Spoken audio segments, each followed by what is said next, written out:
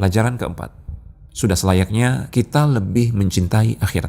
Ada saat dalam hidup seorang hamba yang benar-benar menunjukkan di mana letak cintanya. Apakah ia lebih mencintai dunia ataukah lebih merindukan kampung akhirat? Dalam kisah Nabi Musa alaihissalam, momen itu datang saat malaikat maut memberinya tawaran. Umur panjang ratusan tahun lamanya jika ia menginginkannya.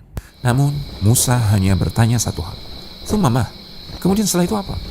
Lalu engkau akan mati, jawab sang malaikat. Dan disinilah kita melihat betapa bersih dan dalamnya hati sang Nabi. Ia tidak terikat pada dunia. Ia tidak terpesona dengan lamanya usia atau kenikmatan yang fana.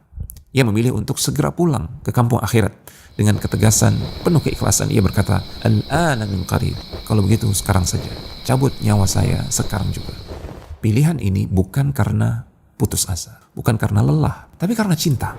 Cinta kepada pertemuan dengan Allah, Rabbul Izzati wal Jalal. Cinta kepada kampung yang abadi, yaitu surga Allah. Dan sungguh, jejak langkah ini pula yang diikuti oleh kekasih kita, Nabi Muhammad SAW. Aisyah meriwayatkan, saat Rasulullah SAW sakit menjelang wafat, kepala beliau berada di pangkuannya. Lalu Rasulullah SAW pingsan. Saat sadar, beliau menatap ke langit dan mengucapkan kata-kata terakhirnya, Allahumma fir rafiqil a'la. Ya Allah, aku memilih bersama teman tertinggi di surga. Hadis ini sahih diriwayatkan oleh Imam Al-Bukhari. Aisyah pun menangis. Ia tahu Rasulullah SAW telah memilih.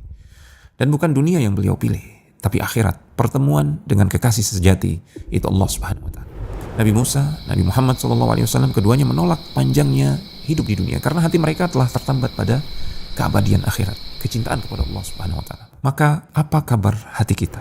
Apakah kita masih menggenggam dunia seolah-olah kita akan hidup selamanya? Padahal para nabi mengajarkan kita bahwasanya kebahagiaan sejati bukan di sini, bukan di dunia ini, melainkan di sisi Allah Subhanahu wa Ta'ala, dalam kedamaian yang abadi.